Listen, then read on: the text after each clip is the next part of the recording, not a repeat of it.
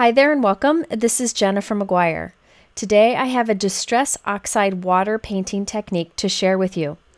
I've done similar techniques in the past with traditional Distress inks, but I wanted to show you the results that you get by using Distress Oxide Ink.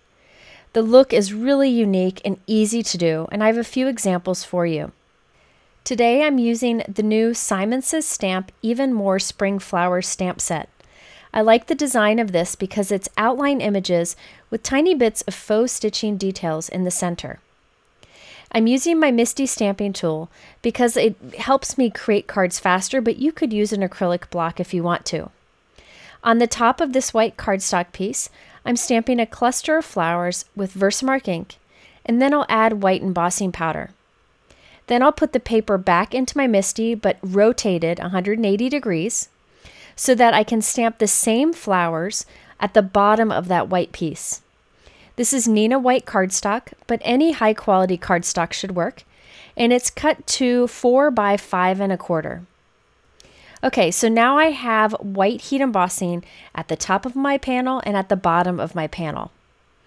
I will then go ahead and position some additional images in the open areas on the side, and then stamp those with VersaMark ink in white heat emboss also. So I'll end up with flowers all the way around the edge of my card. By using my MISTI, I save time and I get a symmetrical look since I'm stamping the same pieces on the top and the bottom. Okay, so once I have that all heat embossed, I'm using my Distress Oxide Ink and a mini ink blending tool to heavily apply Distress Oxide Ink onto this piece. I'm using Mermaid Lagoon, and then I switch to Salty Ocean and then eventually Blueprint Sketch. With Distress Oxide Inks, blending is very easy, and you want to make sure you overlap your colors quite a bit because that helps you blend from one color to the next. After I've covered this generously with ink, I'll buff it with a dry cloth to remove the excess ink from the embossed areas. Now I'm going to paint in all of my images with water, nothing but water, and I'm putting on a pretty thick coat of water too. What happens is that Distress Oxide Ink reacts when it comes in contact with water and gives you a softer look inside those areas that you paint with the water. In fact, it almost gives an oxidized look. It's like this white chalky look that's just beautiful. So what I like to do is to paint in a small area, then I dab it with a dry cloth to kind of pull that colored white water away that we've created. So when you add water to it, the water picks up the color of the background. So by dabbing it with a dry cloth, we're lifting that color away and leaving less color behind. So our images end up being very soft looking. So I like to also heat set that and then repeat the process for a more intense look. You don't have to, but I do think it makes quite a big difference and that those images become lighter and lighter. So you could do this with any outline images that you may have with a Distress Oxide inked background. Okay, so here's another example where I white heat emboss some images and I'm applying generous amounts of Distress Oxide ink. In this case, I'm doing darker colors around the outside edge and lighter colors in the inside, but I still am going to apply this as heavy as I can. The more ink you put down, the better results you'll get. Okay, so once I've polished this with a dry cloth, it's time to add that water. And what's cool is with this green ink, when you apply the water to these images and then dab it with a dry cloth, it dries giving kind of a blue tint, which is really unique. Now, if you only have Distress ink, you can do this technique with Distress ink also. I just find that Distress Oxide inks blend better and give more intense results for techniques like this.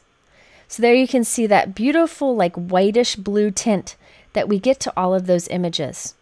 For this one, I only applied one layer of water and you can see the great results.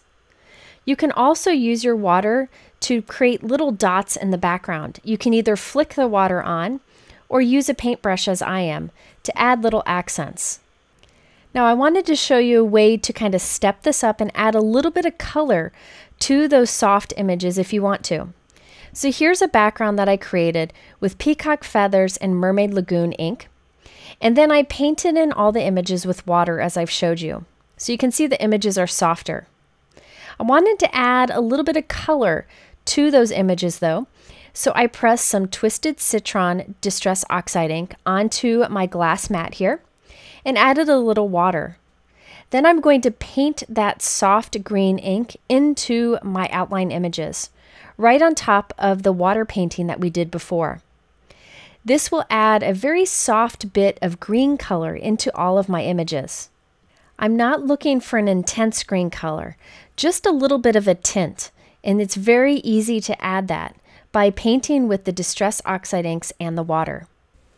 By the way, I will come back at the end of this video and turn all these backgrounds into cards. Now in this example, I am painting with some Squeezed Lemonade, Distress Oxide Ink, and some water. Now I will say that this part of the technique where you add in a bit of color with water works better with the Distress Oxide Inks than the Distress Inks, since the Distress Oxide Inks have kind of a pigment property to it. So the color kind of sits on top enough to show through. Whereas if you were using traditional Distress Inks, you wouldn't see this intense yellow color that you do here. So if you are using traditional Distress Inks, I recommend stopping after you just do the painting with water. Okay, so let's turn these into cards. I'm using the new Simon Says Stamp Big Thanks Words stamp set. This has several thanks words along with little sentiments to team up with them. I also like that I can use the little sentiments to stamp inside of the card. Along with this stamp set, I'm using the Simon Says Stamp Big Thanks die set. Now this die set includes 2 dies. One cuts the word thanks and the other cuts the shadow for the word thanks. This die set is already going to be added to my favorite crafty things list for 2018. It's a beautiful die. I die cut the word thanks from white cardstock 3 times, and I'm gluing the 3 white die cuts on top of each other for a nice dimensional stacked look. I then cut the shadow for the word thanks from some platinum vellum. This is a shimmery vellum that's just beautiful, and I was excited to find packs of it.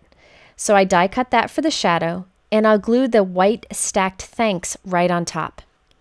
I added my Distress Oxide background onto a 4 1/4 by 5 1/2 inch white note card. I used a T-ruler to make sure that I'm putting my sentiments straight, and here I have a sentiment strip that I stamped using that Big Thanks stamp set that I showed you earlier.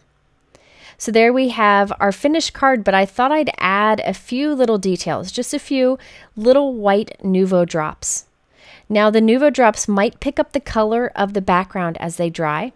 If this is the case, just put a second layer of Nuvo drops on top of the first, and it'll make it bright white again.